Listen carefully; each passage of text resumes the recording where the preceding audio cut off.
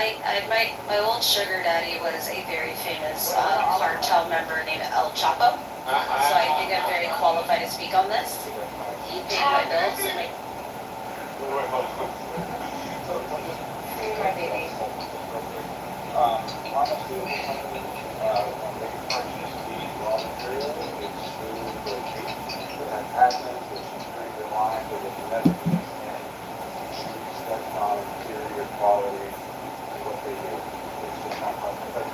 I didn't say I did stuff. I said they get the shirt from the company.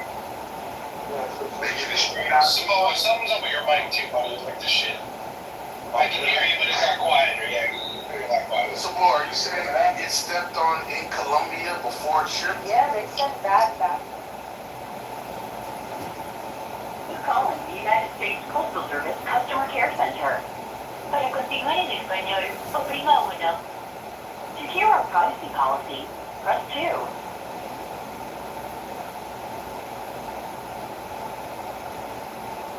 Service alert. If you are experiencing delivery issues, press 3. For severe weather or disaster impact, press 4. Or stay on the line and we'll continue. Please stay on the line at the end of this call to take a short survey about your phone experience. At any time during this call, you can return to the main menu by saying Main Menu. To track the status of a package, report a package delivery issue, inquire about the status of a package service request, or schedule a redelivery, say package. Package. To order stamps or check stamped order status, Package. say stamp. For daily mail services, including delivery, Package.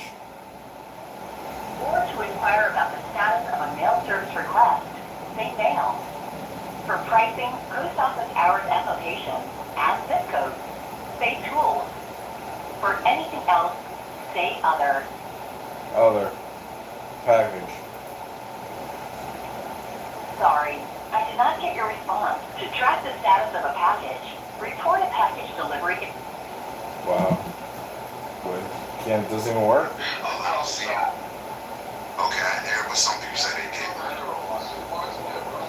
Dude, this is still. I'm on 15.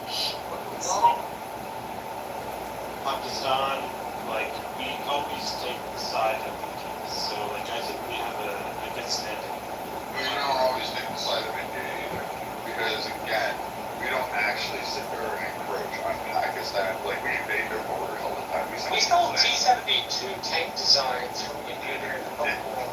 Yeah, so, I mean, like, this whole knowledge of Pakistan there, like, we kind of like Pakistan on a hate-love relationship. We like them destabilized, but we also like them as a deterrent to India, as a conflict region, because it provides, on a chessboard, they provided destabilization effectively everything to weaponize them. But we keep them where they're at. Yeah. We don't. The Islamists that the ISI uses are great tools. They end up screwing us up too. But the use of the Islamist by direct against Afghanistan has done some very interesting work, in particular in shaping the Zero-Stand region of Afghanistan. Tribal lands where borders don't necessarily, the borders are not necessarily agreed upon fully. Like, I don't know where our current, like, money goes to. Like, I remember leading up to after 9/11, Pakistan would get, like, I don't know, was it like $3 billion in U.S. aid? I don't know what it is now, but I mean, we still give money to. If only there was a resource that you could look up where how much money we sent. I don't know. There should be, like, maybe we should make a .gov site that actually breaks down what we send abroad. Okay, so when it comes to sorry, Joe. Hold on, I'll be quick. India leans on the U.S. for infrastructure. They don't have electricity in a lot of places, so they lean on us. They lean on Russia, China, and America. They've been benefiting from the conflicts. They have connections with both sides of the geopolitical conflict today. Some of that historically has to do with Russia coming to their aid with Pakistan years ago. But what's being discussed is a little outdated. Today, there's a very strong connection with Pakistan and China, much stronger than the connection with America. So you don't need to rely on Pakistan as being your ally. It's China's well relied upon ally. And that is what brings India closer to America, especially in current days, especially with trade and the growing economy and population in India. We also act like China, like you hear our politicians sit there and give like really weird things like China's our direct competitor and we need to provide sanctions and all this stuff, which is really funny because we give them a shit ton of money and business opportunities. And we'll throw tariffs on them. Even Trump did this, but Biden re-upped tariffs that people just seem to gloss over. They were similar to what Trump did. And basically, it was just a circular loop. It was a very targeted and specific kind of sector. And like we look at China to help leverage our economy and we just use and bastardize that. Like really, this is why when people get fear-mongered about China being a threat, I just kind of laugh at it. Because militarily, they can't touch us. And then after that, their economic leverage, they're kind of a paper tiger economically. They just are not able to do what we can do, and we economically play with them and destabilize them. Well, I'd like to see some data to actually support your position, because from what I've been reading from experts, such as like the former Secretary of Defense, Robert Gates, is this connection between these authoritative dictators and them working together against America's interests is actually damaging to America. So Xi Jinping, Vladimir Putin, the IRGC, and North Korea.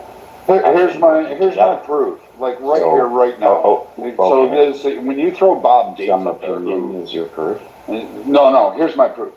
If we were so fearful of China, why do we allow private businesses from the U.S.? Because again, 60% of the world is under sanctions. A rhetorical question isn't proof. We have another a rhetorical question. Yeah, and it's not proof. Philosophical viewpoint Yeah, by but Bob I mean, Gates if you're going to use the word proof, you should know what it means. I can't hear both of you at the same time. So, like again, this is the point of contention. The idea that we in the U.S. don't allow, companies to trade with other nations. Like we basically tell private businesses, no, you can't go to that nation and conduct business. No, you cannot do this. No, you cannot do this. And we're quite willing to slap that on there. If China was a direct and huge threat, the U.S. would do this. The U.S. doesn't do this. We do that now. You're not allowed to have a Huawei phone in the U.S. We ban certain things. We allow other trades to go through. Like, China massively produces almost everything in your fucking house. Like, you know this. Walmart buys from iPhones. Everybody. Yeah, like everything you have is somehow tied to like fucking China pretty much in your home, including the books on your shelf. So like your American so flag. You didn't really say anything other than just like. So like, dude, like this is the point. If we were so fearful of it, why would we even allow them to have economic prosperity at all? We could just cut them off. So Brad, I think what he's saying is like. That's a great question. And David, hold on a second. We're gonna include this to get more people in the room. I think it'll be a more interesting conversation, to be frank. So the title at the top of the room says American Empire, Pax Americana. I am one of these people who is a pro-American Empire person. I think that if it's not America, it'll be China or Russia, and neither of those countries are going to have our best interest at heart. The reason why I named it this way is so that we can talk about it. I think Americans... Marshall, this is Issa in the bottom. Can you bring her up right away? Yeah, I didn't even know she was here. Okay, where's Issa? Yeah. Where'd she go? Oh. I see. Yeah, Brad, what is the So Marshall, like I was everything, the deep water Navy now? What are their capabilities right now? What's up? Their deep water naval capabilities. I just wanted to finish the second part. The reason I brought it up, I think Empire is corrosive for democracy and republic. One of the worst ways to let empire develop is randomly and without any sort of rules. If that's the way it ends up working in past societies, the imperial impulses end up degrading the mechanisms of representative government. That is really important in noting that we have this influence, imperial influence, and that we need to find rules of the road to deal with it. One of the problems that we have is because we're an anti-imperial country, we don't like being an empire. It is one of those things we as a country shy away from. Rightfully so. Empires end up becoming parasitic. But we do have this influence, and if we don't figure out something, the guy named Robert D. Kaplan who writes geopolitical stuff calls imperial maintenance. He goes down to a guy in the British Parliament said the British Empire had no permanent friends, just permanent interests. Figuring out how, or a sketch thought of rules, or a structure you could pin argument on, will help us use American empire so that it doesn't continually degrade the representative process. You can work on it. Now, obviously, we're not politicians and we can't do this, but the thought of rules for an empire, how it should operate, why it should, why it shouldn't, are, I think, things that are genuinely important. During the Cold War, we had a big plan. Post-Cold War, at least for me, I feel like we haven't had a big plan. And part of that, like I said, is coming to grips with what imperial influence actually means. So that was the intent of the title. I don't have a specific answer for people. It just meant to spark conversation. Yeah, but I think of like Marshall, like there's like I've never seen like an empire that does well and an empire that does not. Right? I'll give you one simple example, and I'll mute up. It's Hong Kong, right? Under the British rule, right? They had amazing freedoms, and look what's happening now in Hong Kong under the CCP. If you poll anybody worth their salt on the streets of Hong Kong, they would say they would trade their current situation for what their freedoms were, even though they were under a monarch under British rule. And you know what? It's the idea of an empire. That's one example of how without being insulting, it's like the idea of like you don't know what you have until it's gone, right? It's that kind of philosophy. And yeah, I'm done speaking. Sorry. Did you give me? I don't find anything objectionable about what she said.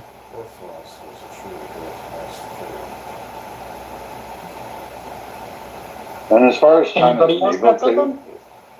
China's naval capabilities are sketchy at best. A lot of people, again, the Pentagon's always going to fearmonger over China, and these people that simp for and say, "Oh, China's really doing great militarily," nah, we actually scared them off with crab fishermen with shotguns on a crab fishing boat in Alaska. That's the depth of their navy, but they just don't have the capabilities. They can have a number of ships.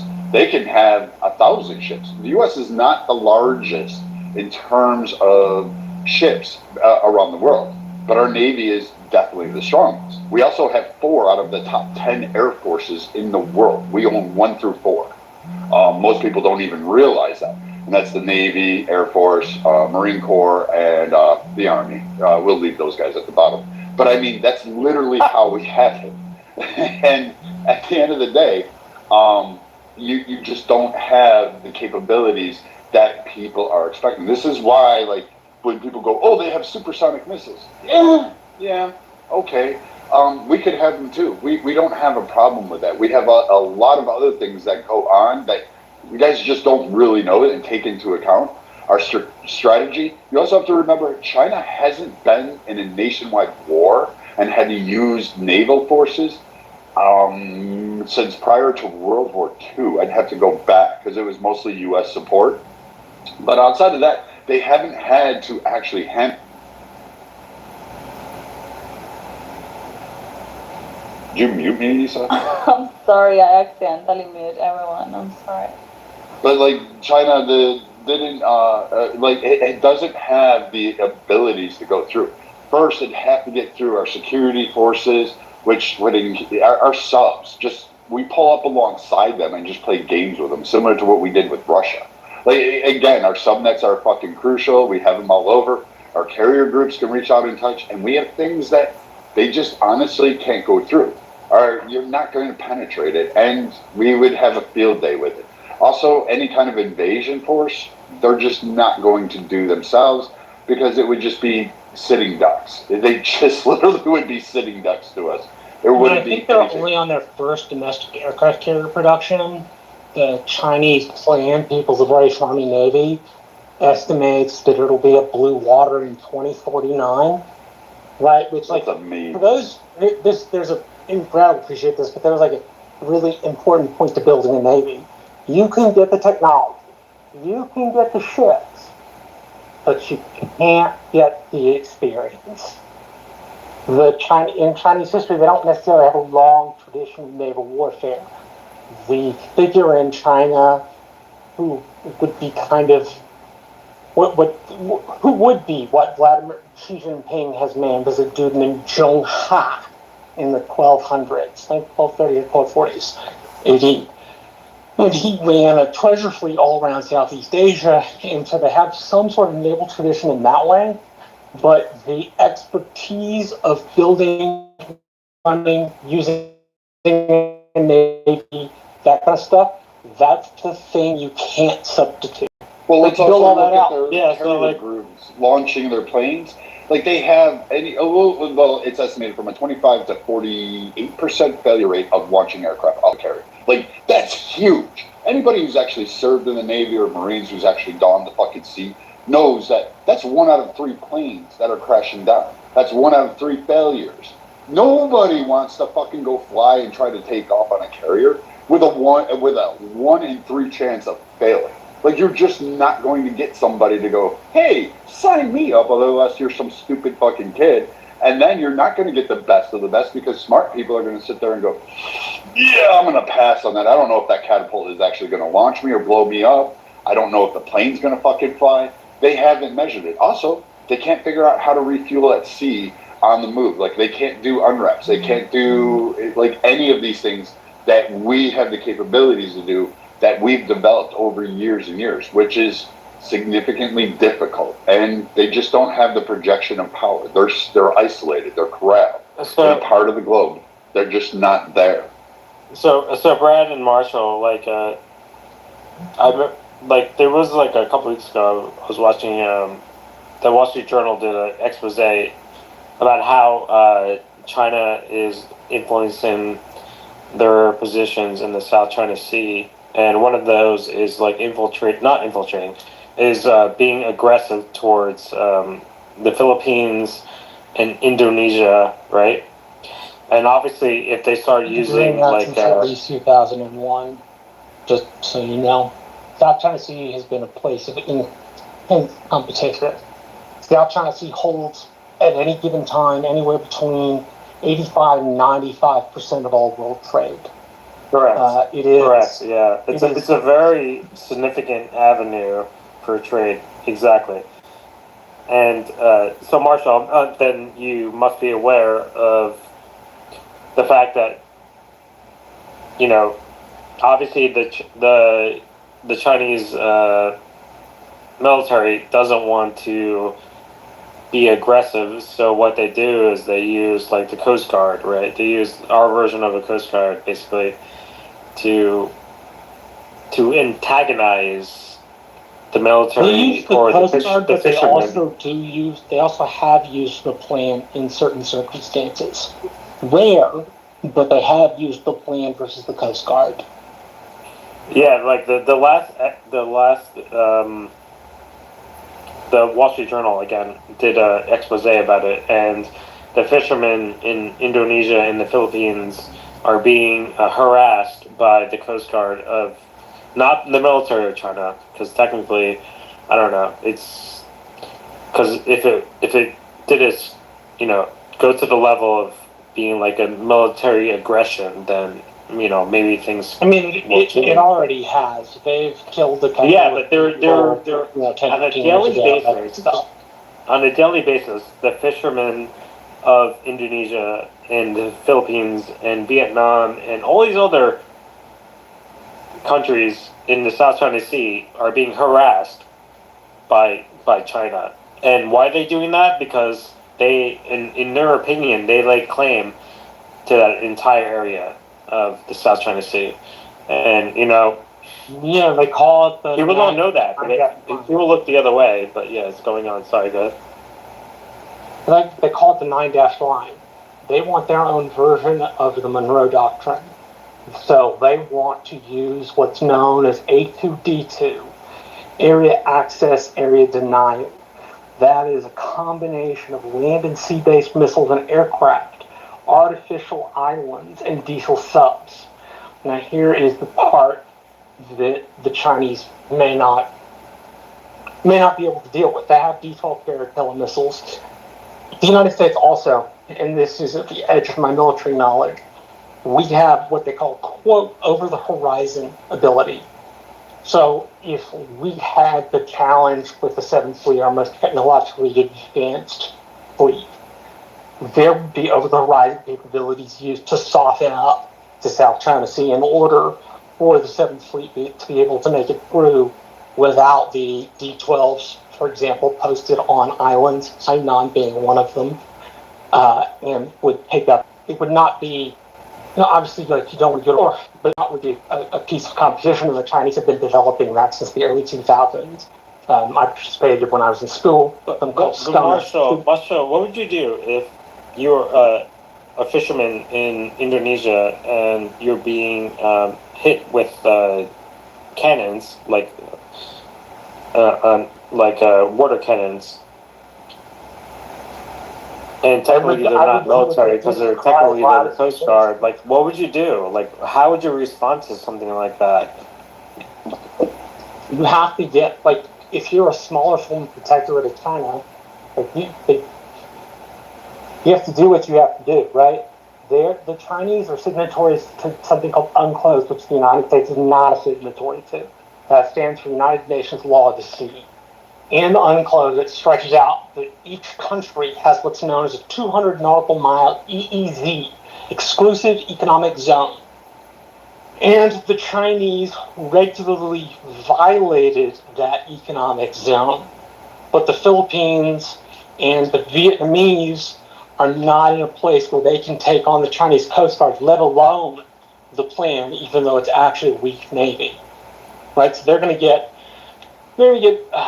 pushed by that. And I will say, at least for my money, my group, when I was in Stone, Student Council on National Affairs, there was an essay writing contest, and there's a wonderful woman who I think has gone on to do just great stuff for America, named Tester Henry, who came up with the outline for the TPP being that if you could have some sort of intense economic competition, you could take the heat off the South China Sea and the Parcels and the Spratlys.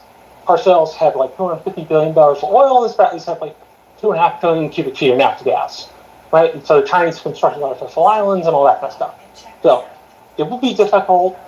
It might cost the United States something, but I do think we probably have capabilities that the Chinese are unaware of, and that we're both unaware of.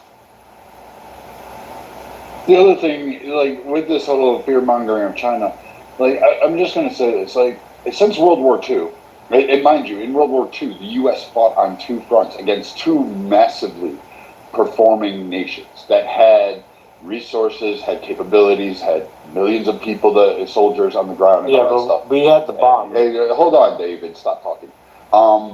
But we of course we bombed them. We bombed the shit out of everybody. But you have not seen us unleash all four branches. Like, if you combine the Army, Marine Corps, Navy, and Air Force and said, unleash hate onto this nation and use all measures to win the war, you have not seen, now you can toss in Space Force. I don't know what those guys do other than play with potatoes all day. But at the end of it, you're going to have a massive problem for that nation.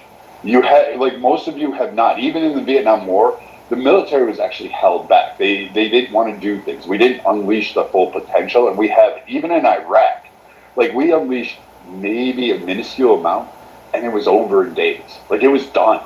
Like, there's just nobody who can really take that. And if you allow these four branches to go through and just say, go ahead, we're going to go all out war, China doesn't have a chance. We're not going to hold the landmass, but we're going to basically pummel them into unconditional surrender. It just won't even be a fair shot.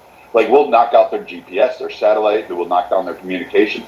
We'll allow them to stretch out along the islands. They may take Indonesia for a bit and some other ones. And then we're going to keep hitting their supply chains and have them stretched out and then quietly attack them from all areas, cutting them off and reducing their forces. It's not a hard strategy to figure out. It's kind of what we did in World War II.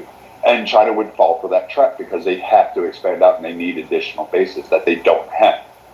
The U.S. launches from everywhere. I think a lot of people just don't realize how big and bad the American military takes a stick at and could actually go through. Like, our carriers are nicknamed nation killers for a reason. That carrier group can eliminate any nation on the planet within days. Like, that's why we're not scared of Iran, because we basically did it in the 80s. It was called Operation something or other.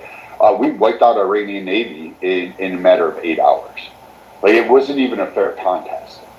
We just destroyed them. So, I mean, we're not afraid of anything out there. Like, I'm telling you, just don't realize the full weight that the military can bring. So nice. Let's get somebody else in here a little bit. Augustus, I see you. I saw that the title probably attracted you to it. What do you think? Yo, what's up, Marshall? Brad? Augustus is here. Augustus! Honey, I've been thinking about you over the weekend because I wanted to ask you. Oh, sorry if I don't want to deviate the conversation, but after you answer Marshall, Issa, you're a woman. You're not allowed to talk. I know, I'm a woman. I would love to hear your thoughts on RFK and what he has done. But answer Marshall.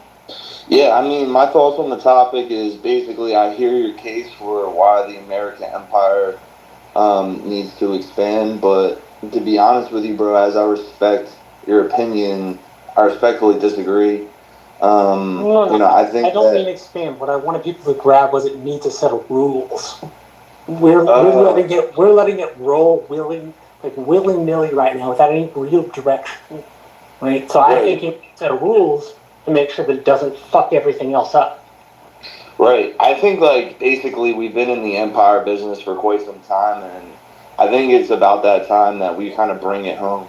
We bring it back to the soil of the United States. We've got right now cities across America not looking so hot. To be completely honest, they're not looking so hot, guys. And I think it's time we bring that energy back to those cities and empower those cities across America. Take the power back from these psychopath Democrats that are running these cities and give it back to the people. And that's how I feel about the situation. I think we could have Los Angeles, New York, Philadelphia, Chicago, Detroit, San Francisco, for crying out loud, all looking like Dubai by the turn of the decade if we brought the American empire back home and we got these dirty Democrats that are demonically possessing these cities out of power there. That's how I feel about the situation. And I think if they continue to stay in power, you're just going to continue to see, Skid Row camps popping up left and right, people dying on the street that you have to walk over dead bodies while on your way to work due to the fentanyl crisis. We got to get the cartels out of the United States. We've got to bring manufacturing back to America. All these things right there are definitely the things that I think will further evolve the American empire long term. So when we do begin to, put our tentacles back out, our octopus tentacles back out into the world, it we'll extend those tentacles with strength as opposed to, death. Yeah, exactly. I guess it's like, Andre, would you rather hold on, give Andre, like just- a, Andre, hold wait. on, one second. Can Hold I on. respond? 2 seconds. Augustus, would you rather give like a $1 billion F-16 to Ukraine, or would you rather give $1 billion to people that are unfortunate in our cities? Exactly. Honestly, I think we got to stop giving money to people like in Ukraine. There's more money that's going into Ukraine than there has gone into anything in the United States. Hold on 2 seconds. I want to fix something which I think is a misapprehension of people. The funding for cities doesn't come from the federal government. It comes from state and local taxes, right? So part of the reason the cities are having problems. They get federal funding though. Yeah, but of course they get federal funding, federal but the vast majority of the funding they use to run the cities come from the constituents within the city itself, right? There's not something like a third of funding the city has comes from the federal government. The city puts up the vast majority, over 75% of its own funds, right? So when we're talking about cities not having adequate services and there being homeless people, that's not a Washington, D.C. problem. That's a city, that's a county, that's a state capital problem. Yeah, right? but Marshall, we do can be. Hold on a second. We do this thing where we assess the federal government as coming in and dealing with major metropolitan cities. That's not the role of the federal government. It's not supposed to interfere in cities in that fashion. Yeah, but the federal government has the power to make a position, and if they choose not to, if they choose not to make an issue of it, then no one's gonna, unless you're in the state level, no one's gonna really think about it, or it's not an issue unless the president of the United States makes it an issue. Well, clearly, if anybody's Stop. It is not simply because the United States president makes it an issue. It's because it affects you. It definitely is an issue. If you have Marshall, when the president of the United States calls a press conference, if you have a problem with potholes or crime or city, like school issues, those things have nothing to do with Washington, D.C., federal funding, or the president at all. The appropriate place to discuss the prerogatives of the city is the actual city itself. The federal government does not need to come in and do that. Yeah, but Marshall, wouldn't you agree on a macro level, like if you wanted to make significant change, it happens from the White House, correct? No. I think that is a view that does not recognize that the most changeable piece of the government that governs you is your local government. Yo, Marshall, can I just have my wife real quick hop on? She's going to explain to you what I'm trying to explain. Yeah, dude, of course. I don't mind at all, please. How can you sit here and just act like, oh, the states and the cities, they're completely funded by themselves, and it's their prerogative. No, because 75% of funding in cities comes from the actual city residents. Can I talk for 1 second? Relax yourself. You're going to have your 50 minutes of dialogue and filibustering. Like, just relax. But, the reality is that people followed the COVID mandates put out by the federal government because they didn't want to lose federal funding. How many states are in debt? Sorry, COVID mandates are done at the places like city California, level. especially. So what are you talking about? COVID mandates are done at the city level. The best example for this is because they don't want to lose federal funding. The federal government was not saying, if you do X, we're not going to give you money. Yes, the choice and the public health powers are derived to the locality, which means the rules that you have to deal with come directly from your county health service. Get over yourself. You're going to get well, that was very informative. Sorry, yeah, no, I'm just... No, you're good, Augustus, no worries. I'm not Augustus, people are allowed to have their own amazing. views. I like the wife's... He said Augustus. Anyway, if I can address this, a couple of things. It needs improvement. Okay.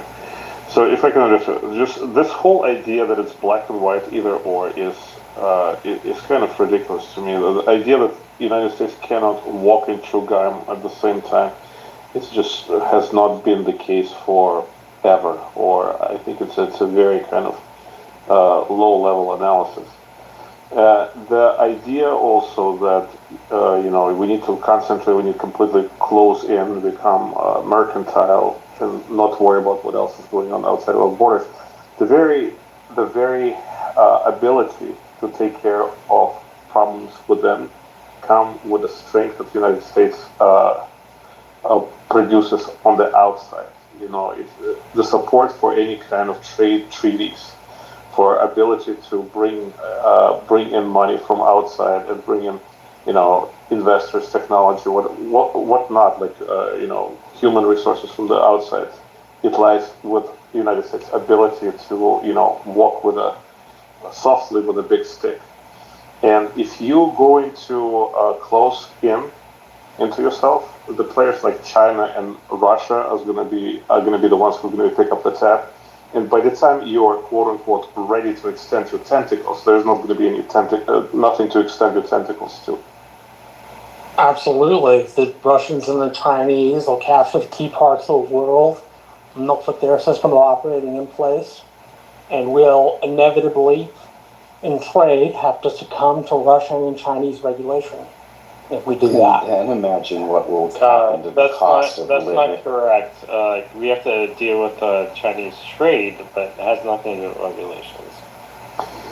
And another thing, like as an example, one can look at how United States how did it become a superpower, and what it have to overcome in order to become a superpower, and who were the players that it had to wrestle with, and what it cost the United States in order to become a major, international player. So if you are willing to pay the same cost for the second time, I mean, I don't think your analysis is very fair. You're asking the question, so what is the answer? What do you mean asking? What do you mean? You were asking the question, so what is the answer? The answer is to make sure that you just spend your resources rationally and reasonably. And I do agree with curbing. Define like reasonably. NATO. Define So, for example, David, when we were talking about the NATO, and spending your resources on NATO when you have very poor returns on your investment, that should be reevaluated for certain. And the countries that have signed up for being part of the treaty, they need to be doing, their load. They need to bring in their what they promised to the table. Andre, so that goes back to Ukraine. It's like obviously, like I don't know why.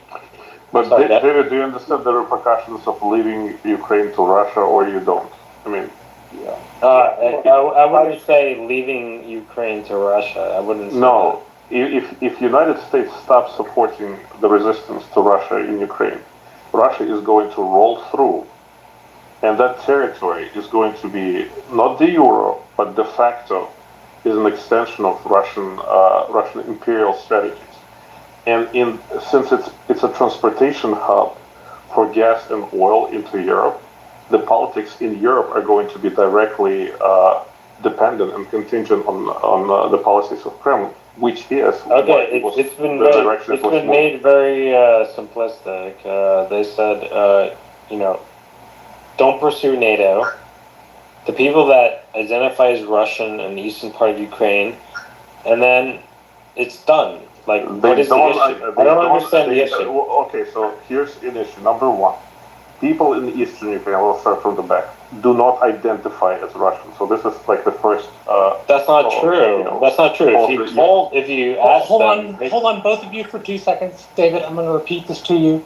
He actually lived there. You did not.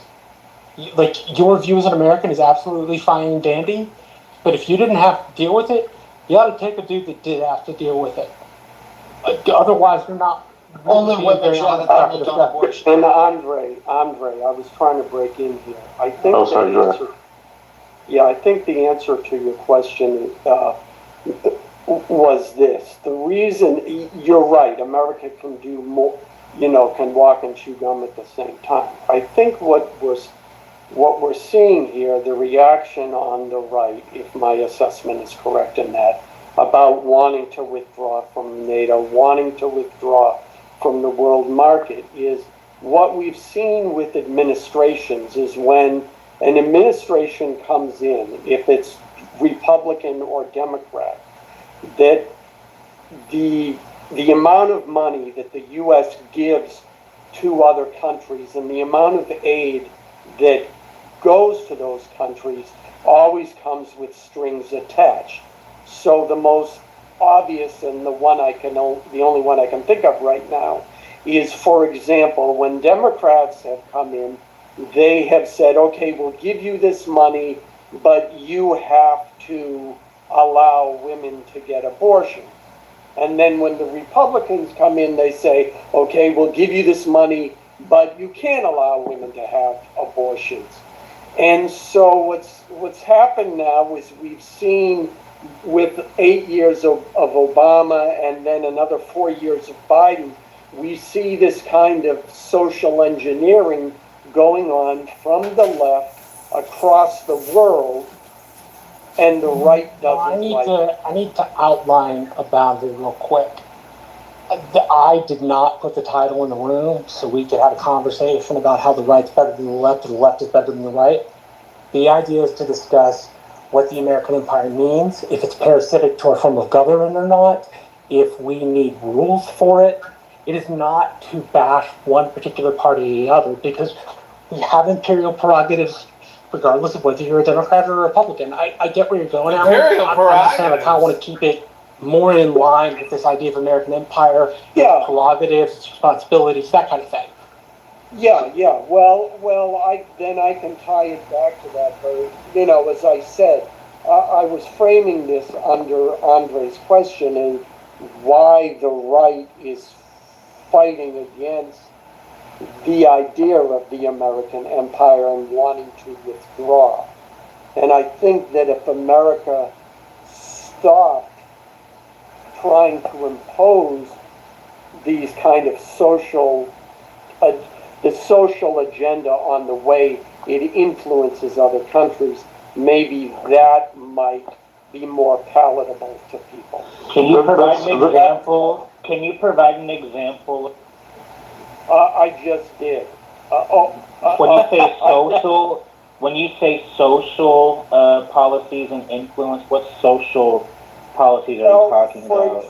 For example, and I forget what country it is in Africa, where both the previous leader and the current leader, sorry Hampton to bring this up, but both those leaders made it clear that they were not going to enact policies that were conducive to gay people. And there were interviews of some British journalists saying, well, how can you do this? That's backward, you need to, and pushing this leader, and it's from an African nation, and he made it quite clear, yeah, that's an issue, but that's not an issue for us. And why is the West trying to tell us what to do? Because they're asking for our money. Yes, and what I'm saying, yes, and what I'm saying is that, and Marshall, I'm not blaming, as I said, both Republicans and Democrats do this, so I'm not saying is one is better than the other, but right now that becomes a problem, because if you're another country, well, gun to the head. What is better than the other? Gun to the head. I mean, it's not like that. That's not the relevant part of the discussion, David. But that's the question I want to ask Alan, with all due respect, if he's able to answer it. I mean, I laid out fairly clear rules. You can either abide by the fairly cool rules. It's up to you. Yeah, I was just told by Marshall not to get into that. So my answer is, I mean, you can answer your own question. You don't have to listen. Yeah, what did Marshall say, David? David, I want to keep it a discussion that does not blame parties. I don't want to go down the damn rabbit hole. So we're not doing that. But Alan, I have another question too. Besides LGBTQ issues, is there any other social policies that America pushes onto that doesn't have to do with that? Censorship. Yeah. They put censorship all over the world. I was asking Alan though. Alan. Well, yeah, I mean, as maybe you didn't hear, but abortion issues and have also. Who are they pushing that on? What country? What country? Other countries. I mean, Which this ones? is reading it. This is And from. why is abortion an issue? Why is abortion an issue? Why is it? Well, some countries don't mandate it on a countrywide level. Some countries do. Interesting. So, yes. So we don't have a mandate on abortion. You don't have to get abortion. What it is it gives you the right to have an abortion if need be. You're not mandated to have an abortion in America. Well, yes. When I say mandate, what I mean is other countries don't allow people to get abortions in the same way that we allow people in this country to get abortions. And then the U.S. has said, if you want our money, you have to allow that same access to abortion. I don't know. Is that wrong? Is that wrong though? If you have a black kid, you're gonna take. If I'm giving you money, stop. Why can't I fucking talk? Stop. We are not going down the fucking abortion rabbit hole. It's one of the discussions I fucking loathe. If you want to have an abortion, well, because you loathe it, Marshall, we can change the whole topic of the room because you loathe it. Let's move on. I am not having Marshall doesn't want to talk about it, guys. He wants to move on. About abortion. If you want to discuss abortion, you're welcome to start your own. What do you want to talk about, Marshall? It's your turn. You decide. What the fucking? Are you kidding, Hampton? Can you not read? So, can I quickly address something before the conversation moves away from wait, hold on. Hampton was finishing his conversation with Hampton. Yeah, but it's starting to move elsewhere. I just wanted to address this before we move on. So, David, you made a claim that most of the people in the eastern Ukraine identify as Russian. That might be ethnically, once again, but if you are not making distinction between their loyalty to the state versus their association with the Russian Federation, you are making a pretty obvious mistake in terms of where their loyalties lie. Because not a mistake. Even though a person might be identified as Russian, and this is actually a case in the military, because there's a lot of Russian-speaking Ukrainians, or ethnically Russian Ukrainians who fight against Russia in the Ukrainian military. So even though people might be identifying as Russian or be Russian speaking, that does not necessarily mean that they identify themselves with the Russian Federation or would like to be a part of it. Okay, fair enough. Like, I living in America, like, yes, I have not been in Ukraine, so I can only speak to what I read. But when the polls from multiple outlets who prescribe to be independent say that the people in the eastern part of Ukraine and those other regions identify more as Russian versus Ukrainian, like, I would take them at their word. Unless I hear otherwise, like, I haven't heard somebody come to me and say, you know what, you're wrong. The people that live in those areas identify more as Ukrainian than Russian. They don't tell the truth. I haven't heard that, so, like, I really can't speak to that. David, you missed what I was trying to say. So I identify culturally, I identify as a Russian. Okay, but that wouldn't necessarily mean, or like rather I would say like not culturally, but like my background, let's say. But that doesn't necessarily mean that I would be in support of a Russian Federation. So making that conclusion, I think is a non-sequitur. I didn't say that. I didn't say that. Okay, the people in Eastern Ukraine support the Russian government's. Okay. But then saying that territory, because of their identification, ethnic identification, has to be necessarily, become part of Russia, does not, that's a non sequitur. It doesn't mean it doesn't. No. My point is very clear. My point is very clear. Like the people that live in that area, overwhelmingly, identify as Russian. Doesn't mean they support whether or not. I never asked the people. David, where did you get that information?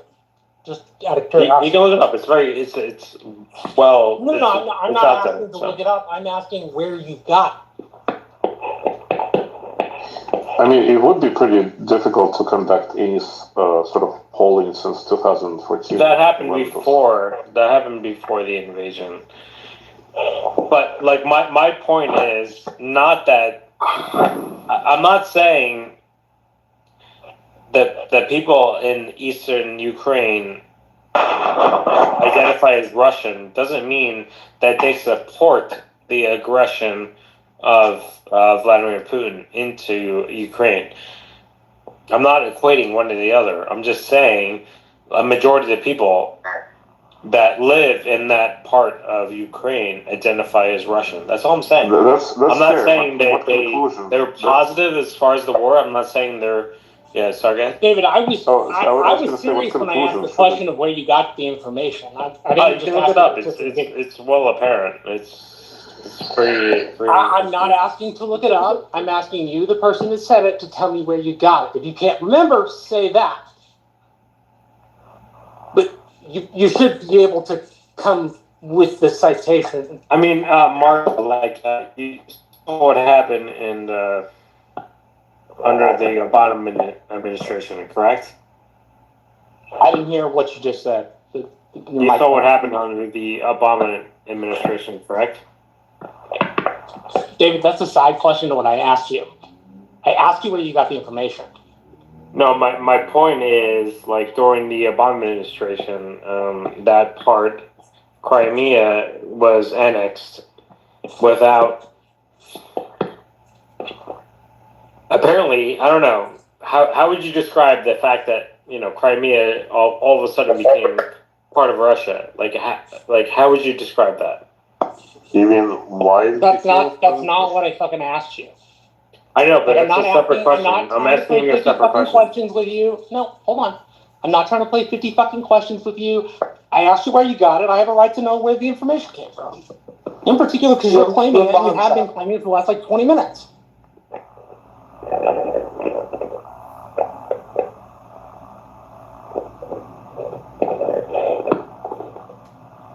David, if you don't know, just say you don't know. There's nothing wrong with not knowing. I can send you an article if you want me to. Yeah, for sure.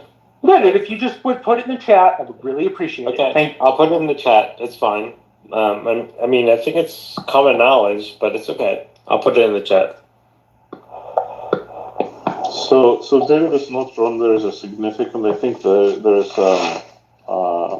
the most accurate one is very old, actually. I think it's from 2001. The ethno-linguistic breakdown. But to answer your question about Crimea, there is a Russian majority. It's Russian-speaking portion. It had a certain level of autonomy from Ukraine. And one of the major reasons why is because Russia was allowed to have military bases there, which became the focal point of the occupation of the Crimea. Like the military from those bases was the backbone of. Marshall, I posted the Wikipedia article if you want to read it. But yeah, like that's the problem. Like under Obama, the Crimea situation. Okay, so I'm just gonna say something, and this is my historical training. I learned how to sort through historical sources. Wikipedia is not a source. It can be edited. It is not something you could use in an academic way, and the standards I hold for information are academic standards. I get that seems okay. It doesn't matter. Like we're just talking. Like, can me and him finish our conversation with all due respect? I mean, can you provide me with something that's not Wikipedia? Wikipedia is not a valid source, David. There's nothing wrong with me telling you that.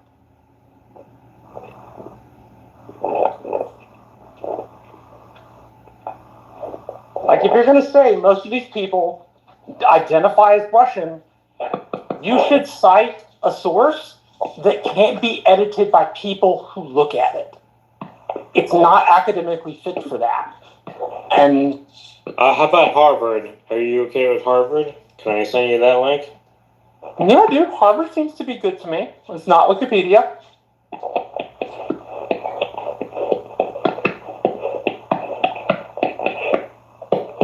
The offensive Wikipedia slander. That's fine. Oh, it's heavy Wikipedia slander. Sorry. I got trained classically with. Oh, well, I got trained classically with history research, and so I just like I have a certain way to do it. Wikipedia has articles that you won't find in academic sources. There's less of a slant on Wikipedia articles than I think there is on academic sourced articles from Harvard, Yale, and Stanford, where everybody seems to agree. Yeah, John, like the more it is checked by robots and AI now, so I would venture to say that it's more accurate than one person's research. And this all this you can't use Wikipedia because why? Because they summarized it? Because they wrote an extended precis? Because people who read it can edit it. Not valid. Right. People who read the stuff can edit the stuff. There's no way to track the information. I hear you. Let's just look at the problems with journal articles and the large percentage that can't be reproduced, particularly in the social sciences, like history. Well, this wouldn't be social science. This would be current affairs and history. The journals for history are actually quite good. I don't know. They seem to have a little bit of a slant. Like I said, John, I learned classically. I expect classically. I think that is an important way to hold information, and I think it's an important way for people to judge it. Yo, can I just say something? So, when my mom, who's a German diplomat, was stationed in Panama, her superiors were actually people who were editing and compiling some of these articles. They were diplomats with PhDs, just saying. Yeah, dude, my thing is in history, you gotta cite your stuff, and you actually have to have a source you can cite. But I'm not saying you can't use Wikipedia to find a list of shit. I'm saying I personally do not consider Wikipedia a legitimate source because you cannot use it in a truthful academic setting. We use it in academic settings all the time, Marshall. And I'd like to point, like... There's no history department in the United States of America that would let you cite Wikipedia for a paper. Marshall, I'm not arguing that it's not in America, but I would argue that kind of because MIT Media Lab allowed me to cite Wikipedia articles because we're very wiki heavy. But another person is Peter. He's a emeritus science professor in New Zealand, and he has his whole course is built on students actually building their own wikis for the course and teachers using it. And there's a whole wiki culture there that's really, especially in cryptography, has led to some great learning. So I just don't think like you just look towards the standard way in this old English big L liberal, definition of what learning and science and objectivity is. And I think you're missing the boat, particularly as you move into modernity. Like, there's a lot of tools that you got to use, and I don't have time to go look through fucking journal articles that I don't have fucking rights to even go look at half the time because I'm not part of that club. So, I mean, Wikipedia is a great resource for that.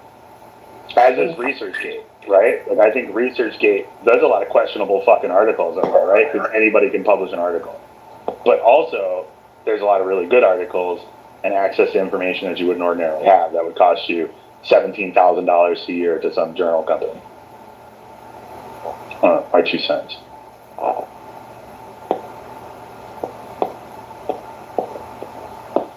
I hear you. We probably should not get caught up in the minutia of it. Hakeem, I haven't heard from you yet, man. What do you think of the eyes of an American empire?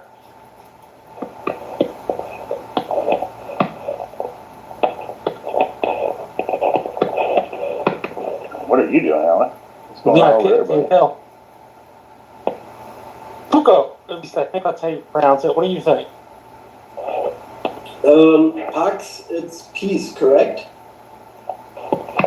I understood to be kind of more loosely like fruit, but I could be wrong. What? I pulled it from Pax Britannia, Pax Romana. Clue? I'm gonna have to Google what the meaning of Pax is because I thought this was peace, but I guess that's Patch or something like that. Maybe that is what it is. Like I said, I could be wrong. Martin than after I thought. How dare you, Martin?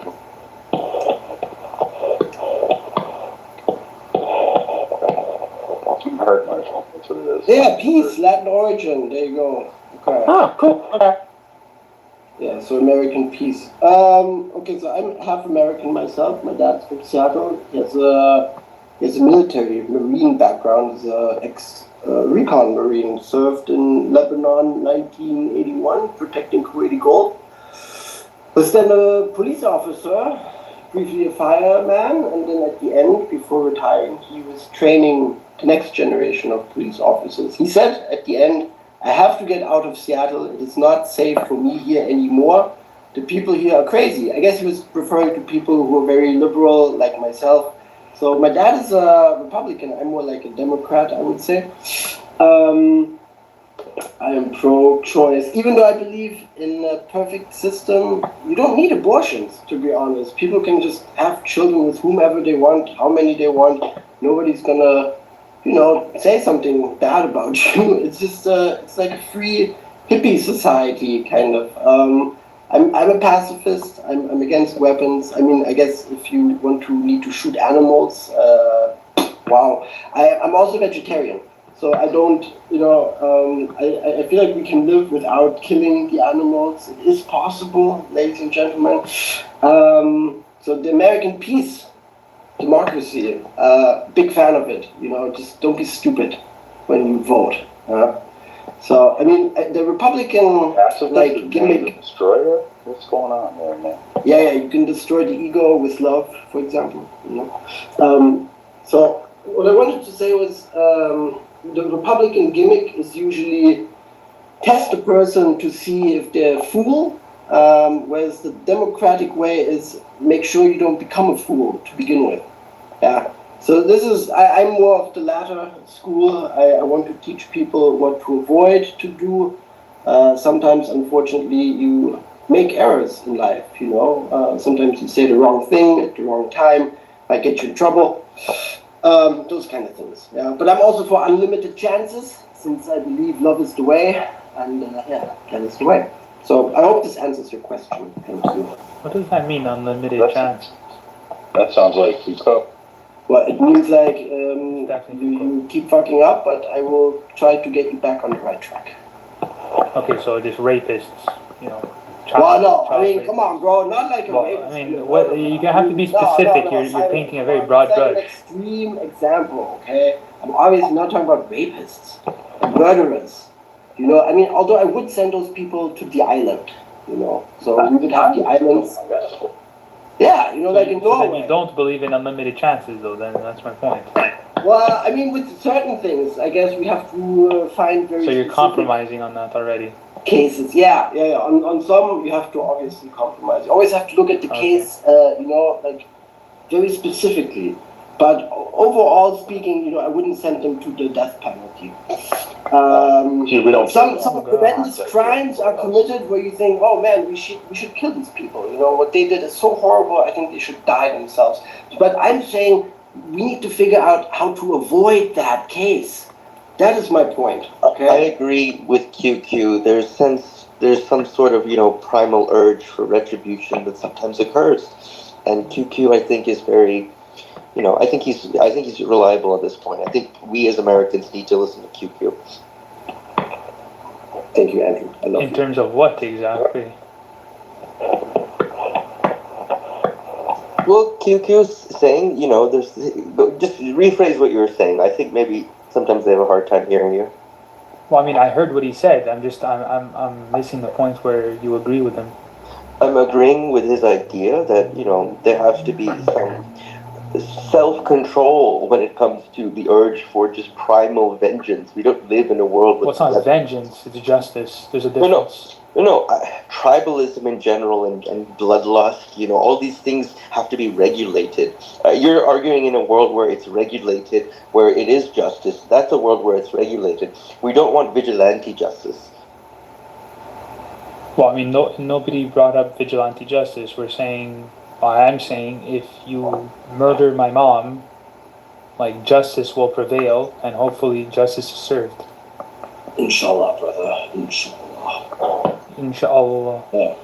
But I mean, as I was saying, I want to avoid that your mom even gets close to being murdered. Well, that's a perfect world. I mean, I'm not sure that's perfect, but I want to work towards keeping everybody safe of the tribe. That's pretty much it.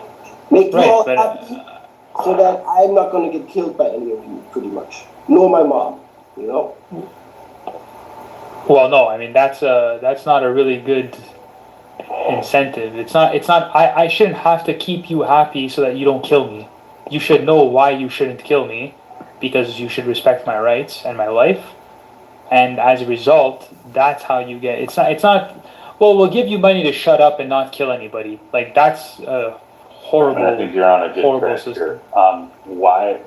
Because I basically disagree with you. So why do you think it's my duty to respect you? It's not your duty to respect. Well, I mean, what do you mean? Your duty is to respect yourself. Well, if I have to respect your rights, right? Like you want not to be taken captive, but I want power and I want to take you captive and use you for my own means. Why? Where are you defining your morality that's somehow wrong? Well, if you have a blatant disregard for life, then yes, I could agree with you that you'll do whatever you want. But you're just acting irrationally. So, I mean, to the degree you say you want to act irrationally, fine. Go ahead, kidnap people, murder people, rape people, who cares? Well, you're saying but it just means that you have a disrespect for life. The crux of power, right? Like nobody in the U.S. or the Western world is powerful because they're nice to people and care about their feelings. Who's talking about their feelings? I'm talking about respecting people's rights. Right. I mean, their rights, like their right to liberty, the equal protection under the law, those things. I don't think that largely Americans agree with that. That's what I would say. I would agree. That's why we have a degraded culture. I would agree with it. That's why we have all the political and social problems that we have today. So, like, if you want to see, those ideas play out, then okay, just look, you're just being descriptive of the culture. So I'm agreeing with you, and I'm saying that's a degraded culture. Look at this, right? So from I don't think Tyrone in the Hood is paying for the $5,000 Heidi Fleiss call girls. That's right. So somebody is subjugating these women. Somebody is selling those women to those people. Those people, prospectively, are making a lot more and are worth a lot more than the women in question. So it seems like the people who are very powerful and rich in this country are okay with slavery and drugs and exploitation and exploiting workers. Yeah, but there's nothing wrong with being rich in this country.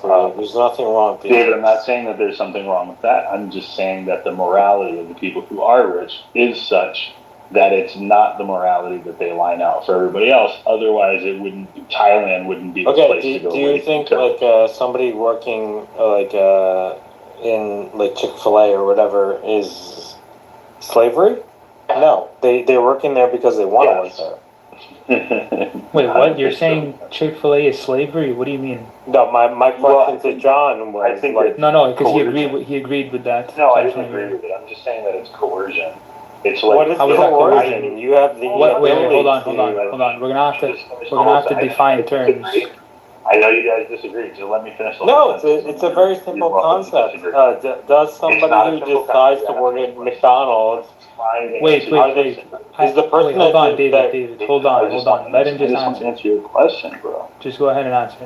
Look, man, I get what you're saying, but the reason I'm saying that it's coercion is because if I gave that person at Chick-fil-A $2,000 a month and they didn't have to work there in order to keep their lights on, they wouldn't work there. So they would do something else. UBI. Wait, so I think no, hold on. UBI guy, yeah, but that's beside the point I'm making.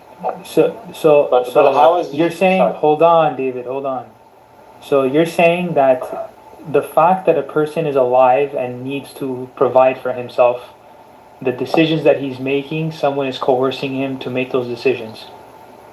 Well, the hierarchy of needs is coercion. What coercing is. The hierarchy of needs is not coercion. Otherwise, you basically obliterate the entire concept of what coercion is. Why is that, sir? John, can I ask you? If I hold a gun to you, and I say, "Give me your money," okay, and you're putting that in the same category as, "Hey, I want to work to survive." Simon, hold on. You're misunderstanding what I'm saying. That's not coercion, right? Coercion. Then what is that? Like when you I'm giving an example. I like analogous syllogisms. So, like, if you come to jail, I'm not going to hold a knife to you. I'm just going to scare the shit out of you. And I'm going to say, hey, look, man, you're going to want to give me those soups every week. I mean, you could not give me the soups if you don't want to, but I'm gonna need 40 at the store every week. And you're going to do that because you know that there will be you getting hurt, right? You're going to be robbed, you're going to be deprived of things, or you're going to be physically injured. I don't have to say that and have a quote-unquote gun. So John, I just have social forces. Right, but that's still a threat. So my point is nobody is threatening you. Yeah, but nobody. Well, hold on. See, this is the difference. So you don't have to live at that place. You don't have to actually provide for yourself. The alternative is, it's ontologically the case that you have to be productive for yourself in order for you to survive as a human being, qua human being. So you can't say because I'm alive, someone owes me something, and therefore if I don't produce for that person, then the social interaction I'm in with this person is coercive in nature for the mere fact of me being a human being. I mean, you basically render that entire concept It's being useless. That your options for you don't have the options for self-support. You're not able to. You do have an option, though. That's the thing. Like, what do you mean? No. But okay, even regardless if you even have the option or not, the entire point is it's not coercive because nobody's forcing you to do anything. No, the person who's threatening you, the person who's threatening you in jail is not the same person who's saying, do this voluntarily, or I just can't afford to hire you. But that's where you feel it's different, right? And I don't think it's the person saying that they can't hire you, right? Well, I mean, you said you own a bunch of businesses, so like, if someone's not. But John, if someone's not providing you with any value in your business, you gave me a bunch of examples, you stated a bunch of claims, and then I tried to retort that, and you just walked over me again. Go ahead. Look, bro, I'm just saying that the reason it's coercive is that in the jail community, this isn't really a threat of violence. It's like there's the overwhelm, the kind of the hanging violence over your head, just like the government hangs the police over your head. So you know that you could get hurt. There could be violence perpetrated on you. That's why you do so. Like the law, in my opinion, I know you might have a different opinion, but I think the law is coercive in the fact that if you don't follow it, a lot of times you're not even aware specifically what it is. Most lawyers couldn't tell you what it is, but you have to follow it. Otherwise, violence will be enacted upon you to get you to do what they want. There will be some kind of punitive recourse for not following and being in the system. So I think the whole system is coercive. That's why I'm an anarchist. Well, that's a weird take, but I mean, I think you said this is why I believe in the consent of the government. So he said? Yeah, I think he's an anarchist. Okay, that one I wasn't expecting. That was a massive curveball. Why? I'm an anarcho-capitalist. It's pretty consistent with that. Hey, John. That's not consistent. Yeah, nice seeing you, by the way. Good seeing you, sir. How are you, Al? Yeah, I forget. Well, if you don't want to say, I forget whether or not you have kids. But yes, it is. Yes, it is coercive. It's meant to be that way. Humans sometimes need to be coerced into behaving reasonably well, and we're okay with it. Hey, Alan, that's why I disagreed with him in saying that, like, when dude was talking about the veganism and all that, like, that particularly hits home for me because, yeah, if you're 150 pounds, you can be a vegan. But I'm 280 pounds, I can't really afford to be vegan. That's a personal issue. Well, it is a personal issue, sir, but when it comes to eating and what we could do, like, collectively, we have to consider the individual, is all I'm saying.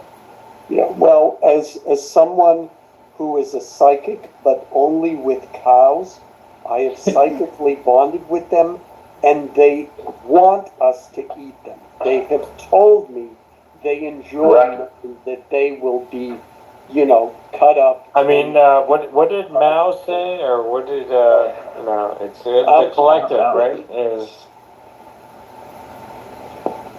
gotta break a couple of eggs to make an omelet. Exactly. You gotta crack a few eggs. You gotta crack a few eggs to make an omelet. That's, it's okay if your family, you take the hit. I don't. Yeah. Who cares? So if you guys looked on Wikipedia on the article that has all of the Congress people who've been convicted of a felony listed? That doesn't matter. That doesn't matter. It doesn't matter. Okay. Why doesn't that matter? Because what is the end point? What do you call people making the laws have broken the laws, and most people who broke the laws at the felony level can't vote. Okay, well, that seems there was a king of England, and the king made all the rules. So, like, what's the point? There was a king. Well, I'm in agreement with John on this one. I mean, the people who are making the laws can't even follow the laws that they set. I mean, it's kind of a contradiction to have people like this. Yeah, but that happens all the time, though. Like, yeah, right. But nobody's saying that it doesn't happen all the time. What do you call a politician who hasn't been arrested for a politician misconduct? A liar. A politician. No, a suspect. I don't get it. It was a good one, Alan. It was a dad joke. I think you have to. I thought you were going to say Kamala Harris, but he doesn't get it. That's a better one. Docs. Well, Marshall wants to be Kamala Harris wasn't elected, so I mean, she's technically a politician who's never been elected into VP role or currently running for president. Yeah. Well, Marshall wanted it to be nonpartisan. Yeah, I still want it to be kind of nonpartisan. Yeah, so that was my nonpartisan version of that joke. Whatever the hell.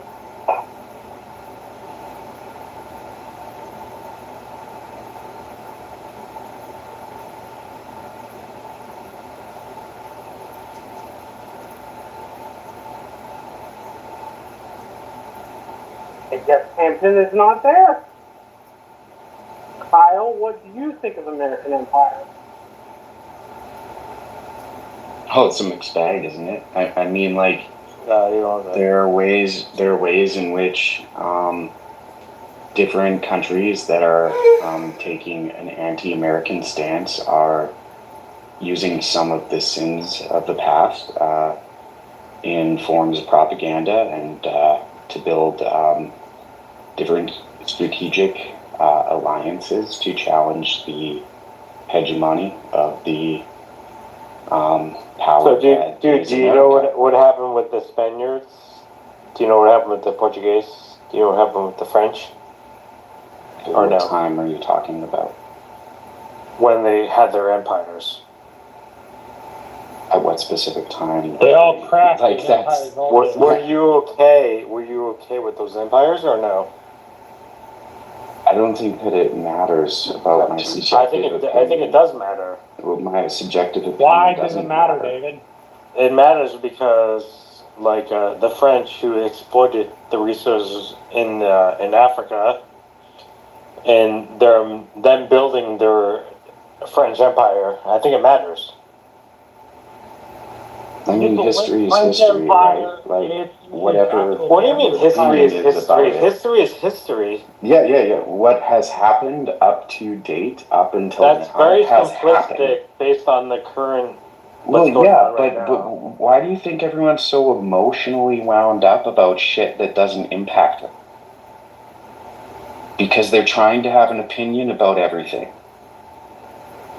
Well, I mean, you can have an opinion about stuff that doesn't impact you. Like, I'm not impacted in the slightest by Israel and the Gaza war, but like morally, like it's an abomination what's happening over there. Yeah, like everyone knows at this point. Like I'm not a fan of like what's going on in Ukraine, and my position is like stop giving money to Ukraine and let's figure out a conducive agreement that involves less killing. That's my position. Even though I'm American, I'm not Ukrainian, I'm not Russian. With Putin about that, I'd love to see this televised. What does that mean? What does that mean? Between you you tell him what you just said to this room. What does that mean? And you see how that conversation goes. Okay, Wait, but why that, did that, that, that has it nothing means to what do was with said. the It means what was said. It why do means you have to? Why did exactly you have what to was. tell that directly to Putin though for that to matter though? I don't. It doesn't matter, and he doesn't know what he's talking about. Well, it does matter because in No, it doesn't geopolitics, you have to reach agreements. Do you with these understand dictators. geopolitics? Do you understand how geopolitics works? Because if you Does did, you would anybody say what you just said. understand? Anybody does Wait, the but best. hold on. I just have a to question. learn. I just have a question. If there was a candidate that laid out their entire geopolitical Simon, with all due respect, positions. this person does not know what he's talking about. It's okay, whatever. We can go through the thought experiment regardless. Again, with all due respect, With all due respect, I will say something disrespectful. With all due respect, please listen to the disrespectful comment that came out of my mouth. With all due respect. With all due respect, we are sending money over to Ukraine, to other parts of the world. That's my fucking tax dollars, and I'm going to have a fucking opinion about what we do with my money. So that's why it matters. The amount of your money that's actually in that pot is very, very minimal.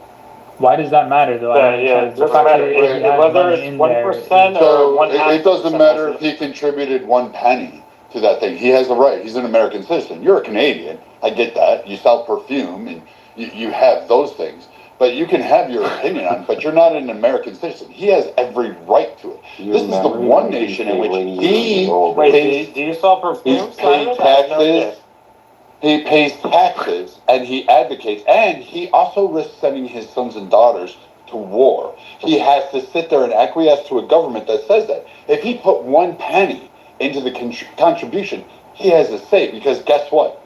Men and women like me who wore a uniform, and sure, he has that right. I get that you come from another country that doesn't have those enshrined rights, and you have this whole wonkiness, and you want to put your feels there. But we ensured that Alan has a right, even there. And even, here's the odd shit, even people like you who immigrate to here, who don't pay a single dime, who don't do anything, come over and utilize our services and all that other shit, we allow you to even have a fucking say, because guess what? Our military enshrined that right. God bless America. Yeah, a right to say is definitely there, and never at all argued with that. Just the amount of the personal contribution is very minimal. But what does that have to do with literally anything? That was a different conversation. The ego that one feels about their minimal contribution, and to think that they should speak for everyone else. But who's speaking for everyone else though? Genuine irritation with how the money gets spent. The folks who don't believe we should give the money believe it's being inefficiently used. The federal government does not have a long history of efficiently using American dollars, regardless of the political party. Yeah, if I send a child off to war, what is the cost of that to me? Try and put a dollar amount to that. Go ahead. Yeah, why would I try to do something that you know you can't? So currently it's worth $250,000, Alan. I think that's the current policy that's offered to GI members to send to their families after they die and more. Yeah, well, my particular value on that might be just a little bit higher, whether it's justified or not. So I think I'm going to have an opinion about what this country does. Anyways, thanks for your support. No offense. Well, I'm not an actuarial scientist, but I will say that, and those are the types of people that are actually coming up with this dollar amount. I would say that I'd never. If you're not a scientist, why are you speaking It's an actuarial scientist. Okay. So when you say actuarial, so you're not a scientist, so stop talking about things. When you say actuarial stuff, it usually is just basic portfolio and risk management, like intro courses.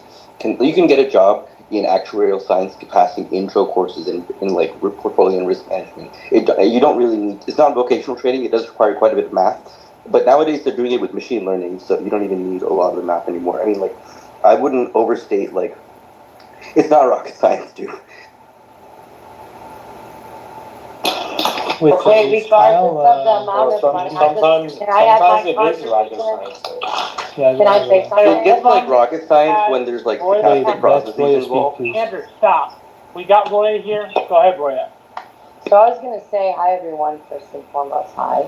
Second, I mean, until we have a system in which someone is anointed with power, or the majority of our campaigns are, publicly financed, until there's a Maharaj telling us what to do, in America, we have representative government. So therefore, even if 1/16th or 1/100th of a penny of my tax goes towards something, this is a representative government. It doesn't matter that mine is 1/100th of a penny. The general public, us, the citizenry of America, pay for America. So it is our collective trillions and trillions of dollars. The concept of lack of transparency, we decided to leave kingdoms. We decided that feudalism was whack. We decided that in post-enlightenment that we are worthy of certain inalienable rights, that we're not just pieces of shit to die. Everyone should have health. We should be able to live out our lives, and it's not just the highest elite that do so. And we believe that people should be accountable to the positions that bring them into power for. So I can't even fathom the idea in which government shouldn't be transparent with That's the right. fund or the will of the people. Regardless. And I'm from. This doesn't have to do anything with where you liberalism, none of that shit. I mean, this is just a dead point. In America, we pay for our own government because we don't want a fucking king telling us what to do. That may be good for other people, but it's not good for us. That's right, Simon. Simon, you're Canadian, so you have no basis on. Simon wasn't saying that. But he is Canadian. David, look at your WhatsApp. Now in America, we have a disagreement on the You're gonna percentage of the contribution and who should contribute what. That is what we're fighting. But the reality of the fact is that even in the most fringe, most right, we still believe in a monicum of, we don't want a king to fucking rule us. We decided that this way of representing ourselves would be worth it. Now on the percentage of how many rights we're willing to give away, that's where we have a disagreement. On how much we should contribute, that's where we're disagreeing. Not on, Anyway, let's bring it back more to the realm of reality. Hey, Roya, may I ask, when you say we don't want a king, with the recent Supreme Court decision about like whether one has presidential immunity, do you agree or disagree with the rhetoric that it does give the president some degree of what would in the past in American history have been called monarchical level powers or king level powers? And what's wrong with the king? Like, if being under a monarch has a positive... That you don't have any actual rights under a kingdom? Okay, but if you ask, like, most people, they would say, like, they don't really care about their rights. They care about, like, how they... Wait. Ask most people where? In the United States or globally? Because quite frankly, in the United States, I believe everybody cares about their rights. You would ask the most British citizens, and they would say... David, that's the most fucking mundane, dumb-ass answer or question I've ever heard. They're literally having a fight about abortion. You have rights. People care about their fucking rights. What are you talking about? Yeah, crazy shit's going on in the UK today about it, to be honest with you. I don't give a fuck about the UK. That's one place that could burn down to the ground, and I won't miss it one iota, and along with every Brit. I personally don't give a damn.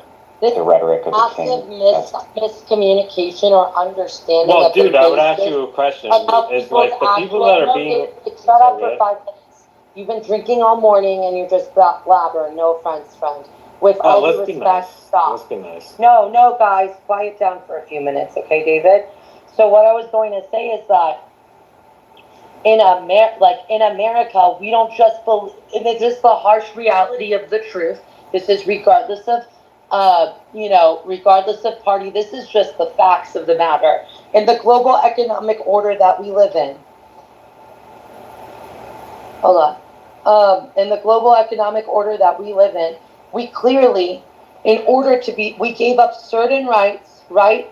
Due to the fact that we have economic power. If our segments of the public, the people, decide that they no longer want to pay taxes, no longer want to contribute to ABC economic things, we have the right to complete overhaul of a government. There's reasons that we don't live in Saudi Arabia. There's reasons that in countries like Iran, in which the majority of the what should be the private sector, when it is owned by the government, there's a real danger and threat. Hence, when oil and gas is nationalized, the biggest economic resource of a country, when there's no privatization, no one has that bargaining chip to fight against the tyrannical power of the government. It's not just, oh, we don't like kings. Oh, we don't like... No, it's because of the fact that we agreed, hey, I can't go over to Brad's side of the...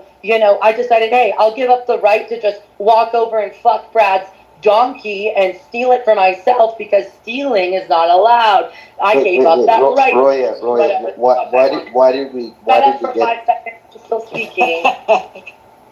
So I gave up that right? Because I wanted the right to public safety. I decided I'm okay with a smidge of my money going towards something. That's cool. As long as I get the safety, I get this, I get that.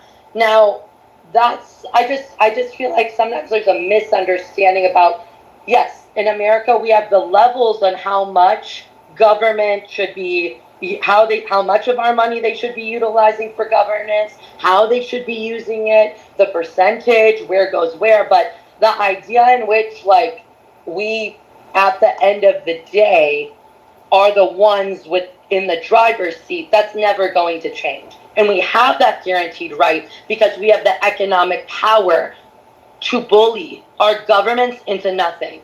So, Simon, I have a question when it comes to this idea, this perspective that the U.S. has this power to influence in the way that people here are prescribing. Simon? What would lead you to? What would lead you? I was asking permission for Simon if he's okay with me raising the idea. Sorry, go ahead. Yeah, but I'm a moderator too, so I also get to ask questions.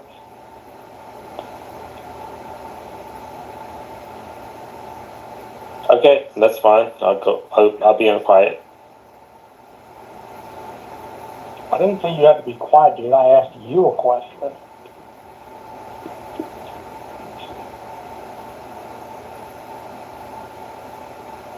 David generally should be quiet, Marshall. I mean, he drinks way too much to actually be coherent to understand what he's trying to get at.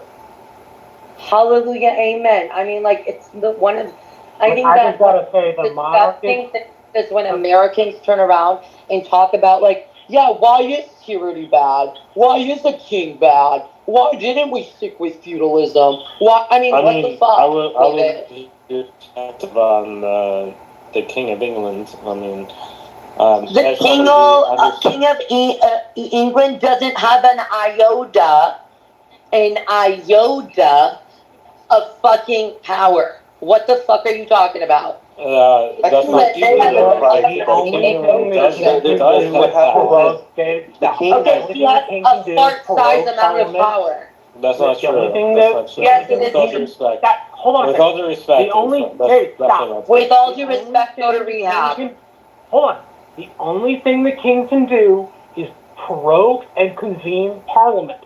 They do not have the same power as George III at the turn of the 19th century. And I just gotta say this in all truthfulness, David. Your argument for monarchy, you being a poor man's Geo, dude. At least Geo could back up his arguments. I do like Geo.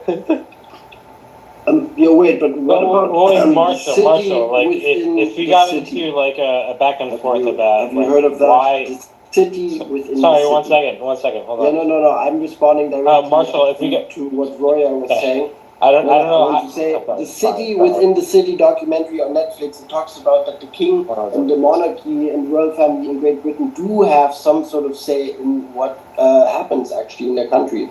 So the city within the city in a has way its own police force. in English, the power of the nobody king cares. and or queen to have This dire is really power important because it disappeared. means that Isn't it important when to the define king important? doesn't want something that the people want in England, he can veto it, essentially, okay? So just check it out. The city Can you define important? Okay? Can you define important? Define important. No, of course you can't. I think QQ is doing a good job by referring to this documentary. I don't think we need to, impose our we don't say good job. It's well, the job is doing well. Good is like something different. No offense. What? Saying you're doing something good has nothing to do with doing something well. I think he's just trying to explain or educate about a certain perspective and not trying to indoctrinate. And I think referring to Netflix... Just trying to educate you, that's all. No offense. Don't try. Try less. Try, like not do. Like, there is no try, only do.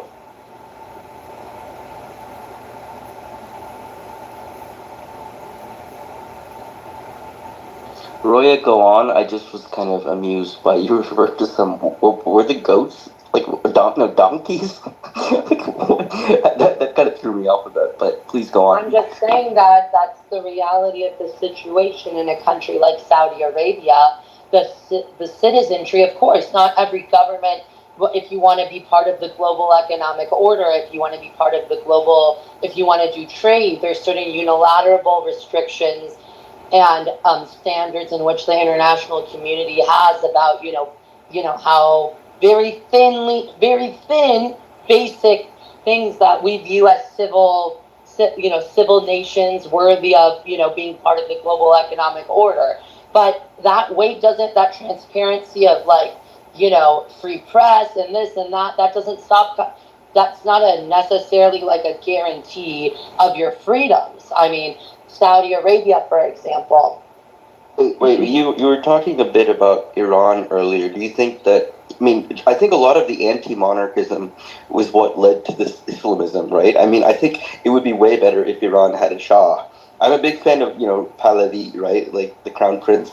But the Shah, it's the real problem in that country is that there's no Shah, there's no monarch, right? That's what everyone 85 plus years old who shows up in their full-on regalia every Persian New Year thinks, yes. Persian New Year's, is that Nowruz?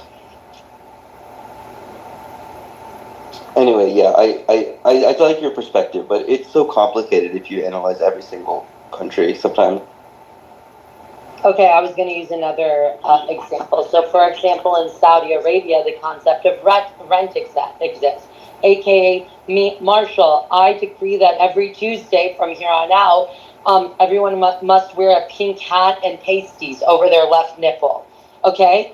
The people in citizenry of that country, right, they have to adhere to those laws due to the fact that they can't be like the wheat sector or the oil lobby, or something can't just turn around and say, fuck no. They can't just shut down commerce because everything is owned predominantly by the state. And I'll just say this, David, you had several you have no right. takes. Let me just finish, Marshall. Yes, ma'am. When you don't have economic power as a bargaining chip, as part of the society that you live in, we as the private, we as the citizens, we as the people lose our ability to control the story. We no longer are free. So in the equilibrium of even a DSA member, a Rose, Democratic Socialist fucking dude, what they've lost sight of is that under the umbrella of America, the percentage of the socialization of our tax system, how much how much or little a multinational corporation should, provide. Vice versa, I don't know this person in this fucking tax bracket. That's what we're debating, not whether or not free enterprise and capitalism is the most intrinsically free and best economic vehicle to ensure equity and freedom and all of those things that America strives to have. That's the basis of our version of capitalism. So, sometimes on Clubhouse I get lost because we forget that's the actual realm of discussion. We're not talking in America, we're never going to be Sweden. We're never going to be China. That's just not the realm of even the most socialist of ideas that we have here. So, anyway, that's all I want. Yeah, I mean, David had several bad takes today.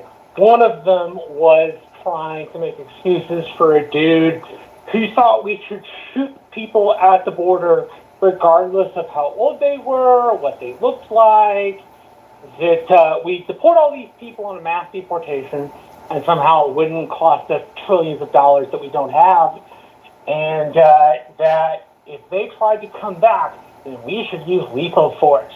And David tried to argue that dude's point. Like, no, you don't execute somebody over committing a misdemeanor. That's just dumb, cruel, and evil. And then this piece about the monarchy, at least Gio knows the fuck he's talking about. He can quote to you the historical texts that back up his view of monarchism. David, unfortunately, cannot. I am, to be frank, a little appalled at the idea David would like a monarch. That is just fucking weird to me. I don't despite us having imperial influence and being an empire, we don't have an anointed emperor or king, and nor should we.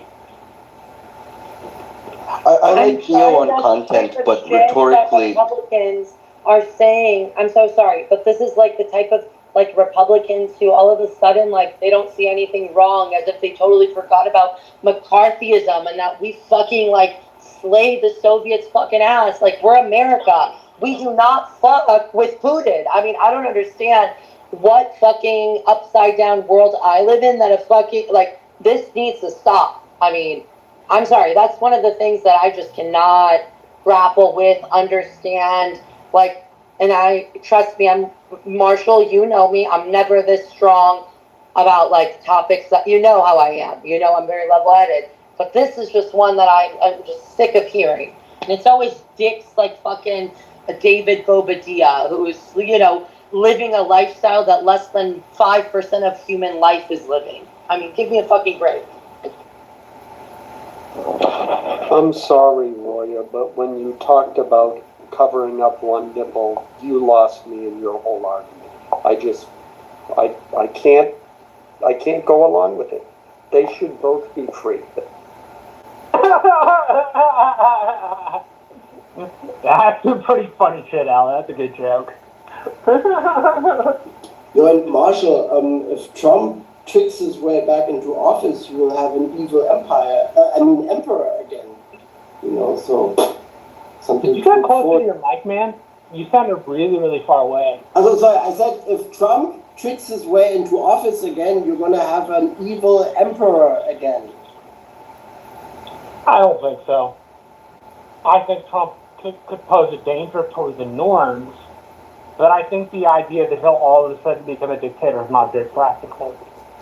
There are too many different pieces of power that he'd have to get through in order to make that possible. Now, I suppose you could see the immunity decision and say that he'd get away with anything you wanted.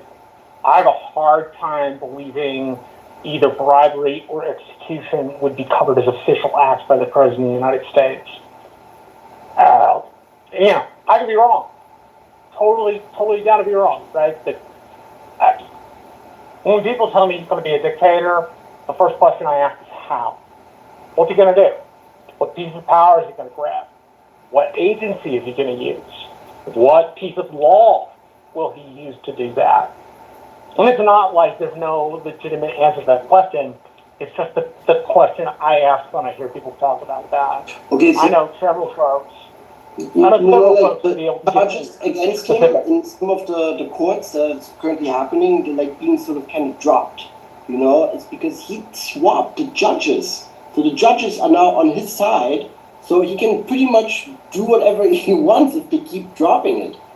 You know what I mean? I mean, it's like this guy will never. That's not true. So first off, hold on.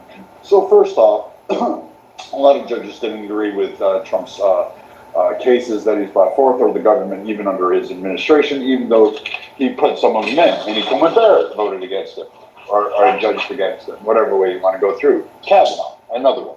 So at the end of the day, what you're saying is a fallacy, it's a fear-mongering technique, and they are more constitutionalists or originalists, and they're going to apply the law. Because they don't decide in where you think they should decide, because your vast legal argument and your knowledge of all things constitutional and to the laws of the land far exceeds any of the Supreme Court justices that exist on either side of the aisle in the Supreme Court. You feel that it's a fear to actually go through. But in actuality, you're just a propagandist, and you don't really know exactly what goes on in regards to this. Prosecution has to actually bring forth a case, not just an assumption of guilt. They have to do this because every person is considered innocent until proven guilty, except in the rhetoric of the left nowadays, where it seems that we're okay with just basically hanging somebody and then figuring out the crime later. But you can go along with that approach and see how well it fares. Okay, so first of all, I started off with journalism and political science. At the end, I did also study pre-med and law. Okay, so when you put me like sort of, oh, I'm just a sort of nobody, okay, I mean, sorry, mom's also a German diplomat, currently in Moscow, I mean, 5 years over there. So I hear things, you know what I mean? I'm not stupid or anything like that. I mean, I think I need this plan for it. I was living in DC for 5.5 years. Okay. No, Brad, no. I'm just responding. So you say you're a German? Hold on. No. Marshall, hold on. What he said. You are So you clearly say a you're a Republican, German? Brad. Okay, you're defending the You're Trump a German monster, diplomat, okay? and then you tell me how America it's my works. turn. No, you had your chance. You fired your shots, and I'm firing back at you. Okay. So you're a German diplomat. I just want to know the groundwork in which I'm fighting. American, okay, so you're an American citizen, or you just told me you were a German correspondent that's over in Germany? German citizenship as well as American citizenship. This is beyond the point. What you said about me is a lie, and I'm calling you out. I'm saying you're a Republican who's defending the Donald Trump monster. This is what you're doing, okay? Because you said apparently I have no clue. Here's where you're going to go astray. I'm not a Republican. Cases that are currently being dropped, the charges against him by the judges that he put in power there, okay? So first off, I'm going to mute you up. No, that's fine, Brad, but you're a piece of shit. That's what I wanted to tell you. Yeah, okay. You fucking German crop bastard should be fucking hung on the street. I literally wish Israel would just nuke your fucking country too. There's nothing good that comes out of Germany. Your beer fucking sucks. So at the end of the day, we can sit down there and say this. First, I'm not a Republican. I'm a conservative. There's a vast difference. I know your intellect can't grasp that concept, and I appreciate that distinction. But because you're fucking Steinmark, whatever fucking bullshit you have, and you goose stepping across the fucking things, you make a lot of fucking projections. First, Donald Trump doesn't control the fucking courts. It is a co-equal branch of our U.S. government. He has actually no power, sway, or influence over it. And it's really funny you don't recognize this, because actually the Democrat Party, the party you cape for, that you basically bend over and touch your toes for, wants to sit there and have power over the, quote, judicial system, because as they advocate for, just let's stack the court, we'll just make it 15 people, and we'll just throw our party members in there. Or, better yet, you have Democrats in Congress advocating that they're going to set standards and policies in the Supreme Court, which is supposed to be a co-equal branch of government, a check and balance, if you will, and yet those same twat waffles can't even do it yourself. This is why you're retarded. This is why you German fucking wannabe Nazis that, oh, we didn't really fucking murder whole bunches of people. We didn't create 2 massive world wars. And you should never be allowed to have a discussion on anything political ever again in your future, Ever. Germany should not exist as a country. It's one nation that I think the rest of the world can agree should have been broken up, divided, and destroyed. Like, we should just basically let Russia originally had plans for was to wipe you out. We should have let that go through. I'm kind of okay with that one. I'm kind of glad most of you German citizens are actually Russian and not German anymore, because we know those Russians raped the shit out of your grandmothers. So there you go. So are you a new fascist, or what? What type of right are you? Not the crazy kind. So, I think there is something important to explain. Yes, they're conservatives. Yes, they were appointed by Trump. But Gorsuch is a textualist, which is different from an originalist. A textualist looks at what the text actually says.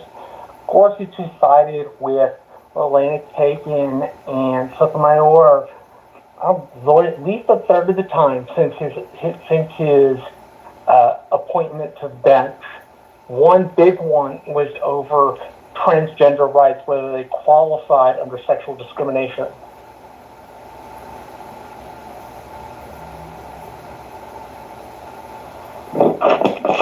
You know, Brad,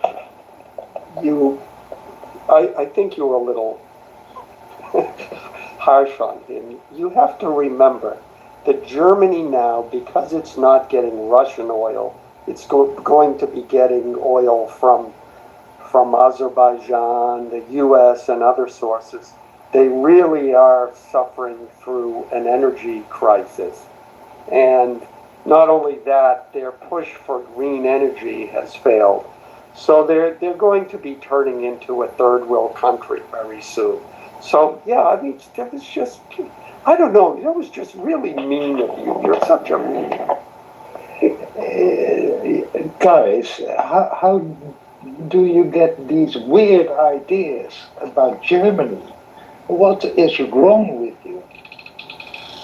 Wait a minute, what weird ideas? Like the fact that you guys don't destroy There's always things? a big problem here, and it's not you. Nico, I need to translate Navy to you.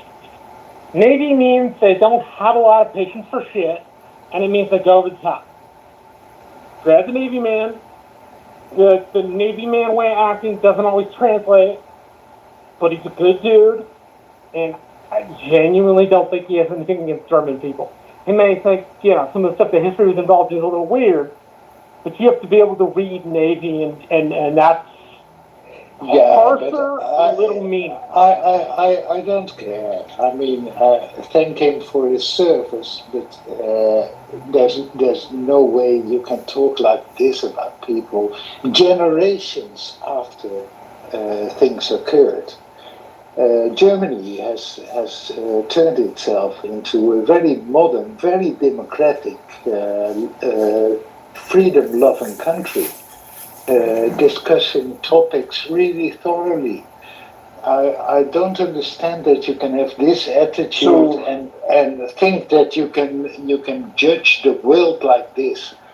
Really. So wait a minute, you're telling me that I should just say, you know what, after 2 world wars caused by a Germany that tends to fucking flip-flop on its leadership and its direction and its political ideology as outlined in its history, and it's currently ongoing, you're telling me that I need to sit there and be more nice to a nation that was responsible for, I don't know, the genocide and the extinction of whole swaths of peoples, cultures, and civilizations, and that somehow I just need to be forgiving because, I think you're talking bullshit. I really think you're talking bullshit. Really? Yes, absolutely. And there's no way. So Germany never did this? Hold on. Germany never did it. You don't have fucking problems today. You don't have they're still fighting what? I think they're still fighting Nazis, right? I think Mossad is still capturing Nazis, right? Right. Guy, be real, please. Really? Yeah. A whole nation that stood silent as they knew what was happening and they were afraid to act. Hold on. Are you in favor of reparations? For black people, or for Jewish people, or from Germany? Afro-American people. Yeah, actually I am.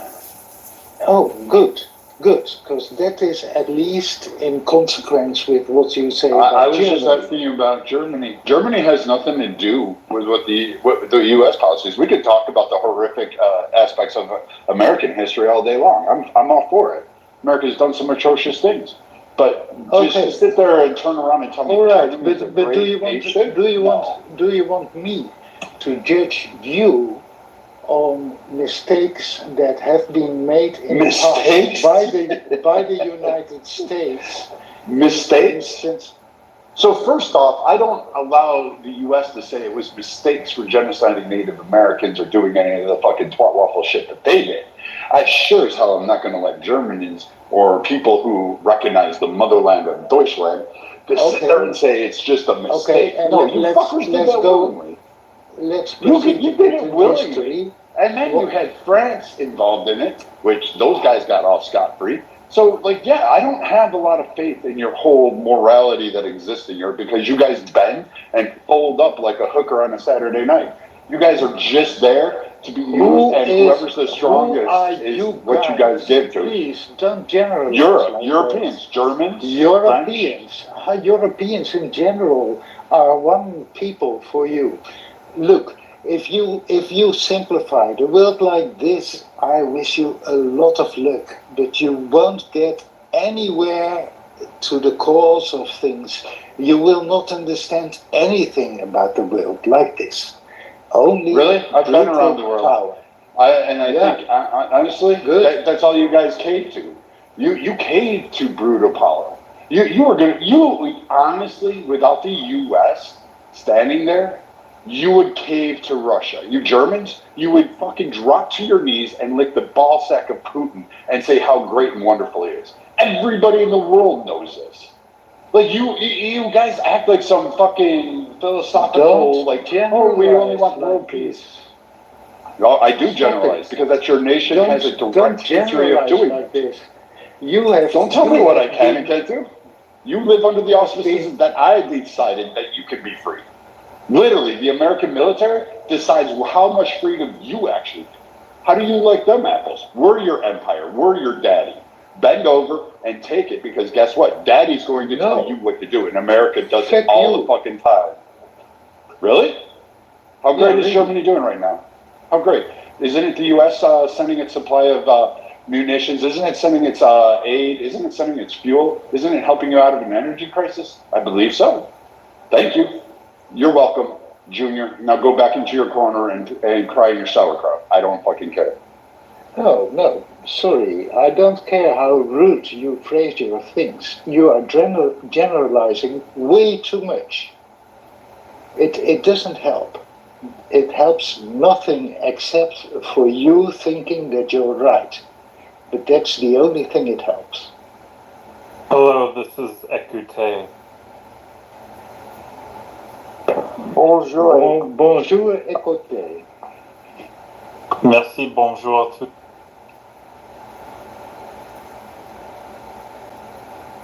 Hey, Abdul, what do you think of the title? Hey, everybody.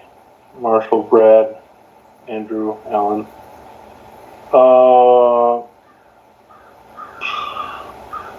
Don't make much of it. I just came in here to say hi to everybody. I think the empire is the globalist empire. So America should be free of the Europeans. We can drop them in the oceans.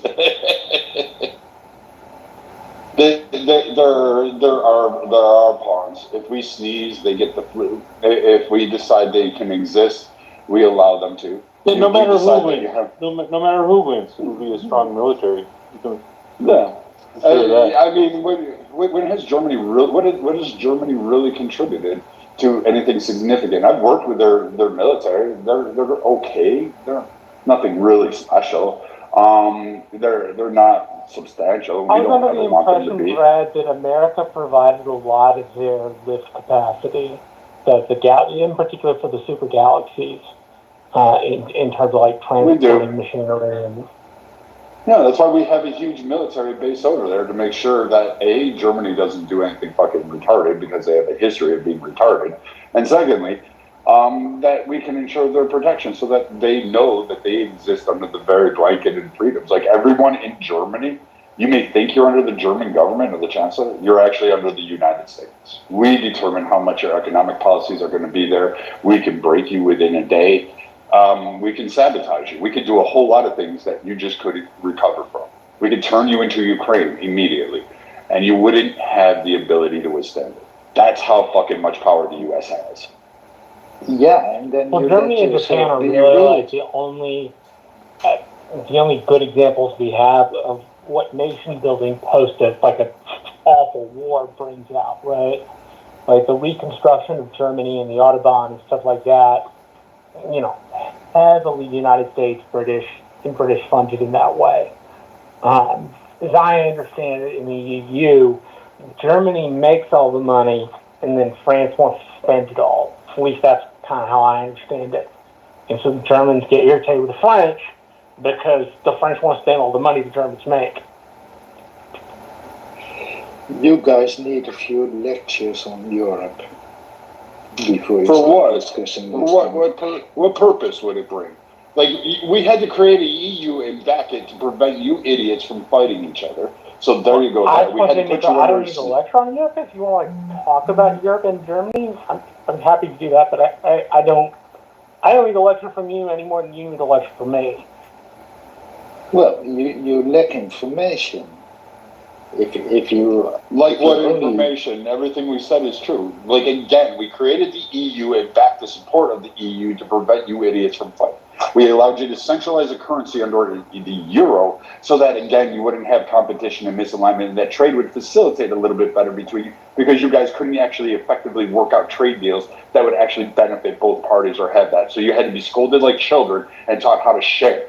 And so, again, the U.S. had to come in. We had to create NATO to protect you from other nations because you couldn't work cohesively together or create an actual armada or do anything that could actually protect yourself. So, again, the U.S. had to come in and save your ass and actually do this. So please tell me, what lessons do I need to learn from Europe other than how to fail to be an empire or how to fucking decimate and kill people en masse?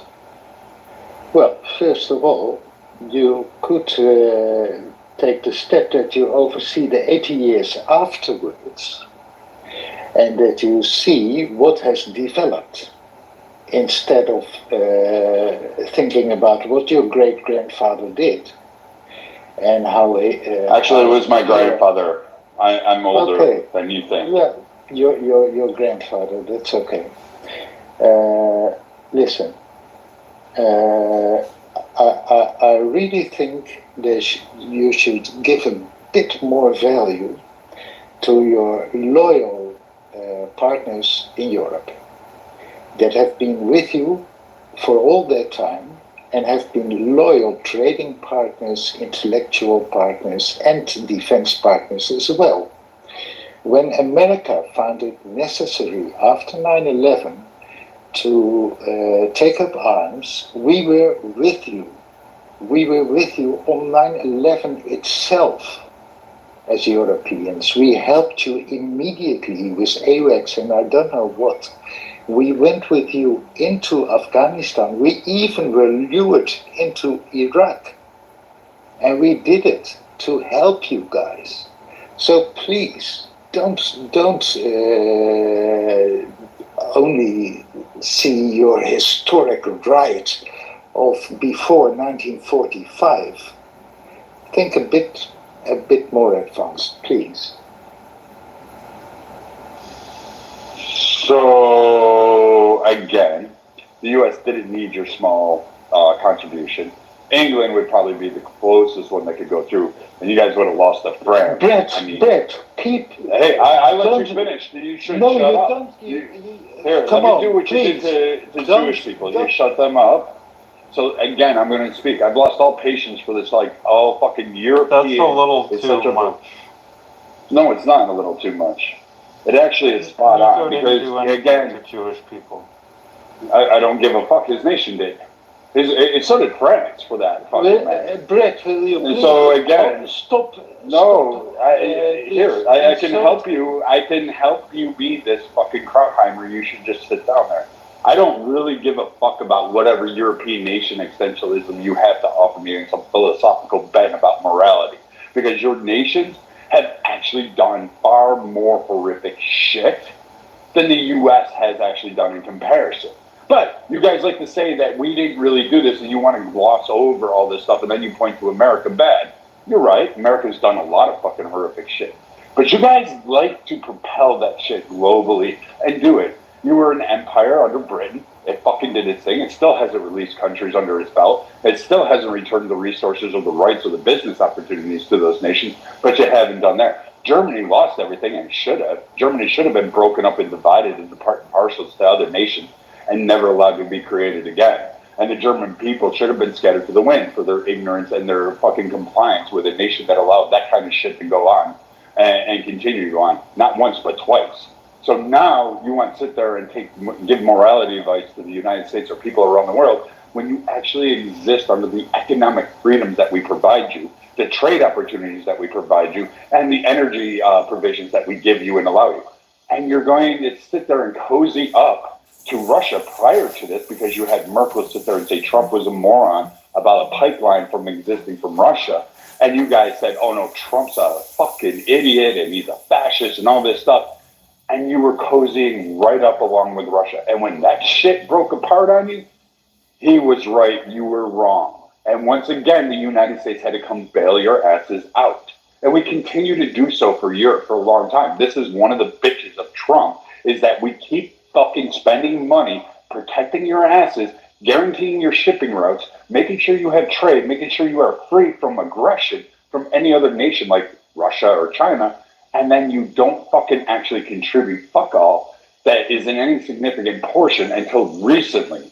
And even then, it's a moderate increase. The only reason you're helping Ukraine is because the United States is actually forcing you to do so. And it is sitting there taking the helm, making sure you're contributing. And because you're actually fearful, because you're too weak to actually defend against yourself. So you need to ensure that the U.S. is willing to support and that you need to actually have that battle continue in Ukraine, because if it comes to German shores, you guys aren't going to be able to stay.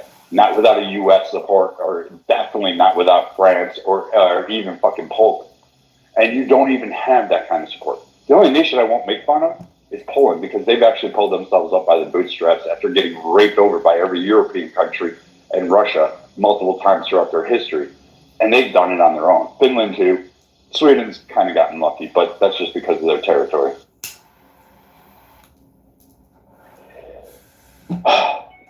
Well, it's quite clear that you have a complete out-of-hand stream of conscience that has many misconceptions about history. I'm very sorry.